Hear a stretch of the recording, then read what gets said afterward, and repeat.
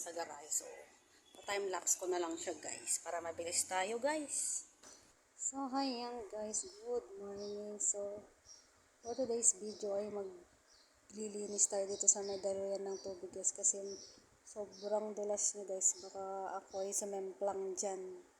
Charot. So, ayan. Binas ko rin pala siya guys kasi may lumot siya. Tapos yung may, ano ba yun? Kanin. Kasi dyan naka yung tubo guys na dadalo yan ng kung naguhugas kami dyan siya na pupunta. So, ayan. At nilinis ko na rin dito sa may garahe guys. So, ayan. Nakabota pa ako dyan guys. So, ayan.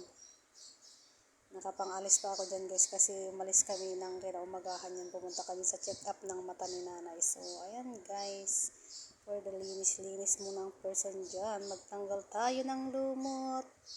Ayan. Sa mga singit-singit dyan. So, ayan guys. Andyan ako sa may garahe. Ayan. Brush lang ng brush para hindi madulas. Charot. So, ayan.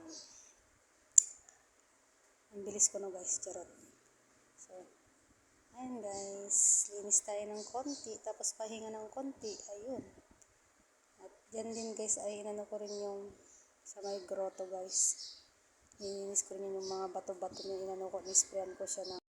Pagkatapos ko rin parang maglinis sa labas guys dyan ay prepare ko na yung lulutuin na teroda na ulam nila guys. So ayan. Ang lulutuin pala na teroda dyan guys ay adobong paa ng manok. So nagbalat tayo ng patatas, sibuyas at saka luya, bawang. So nililinis ko rin pala dyan yung mga ano guys.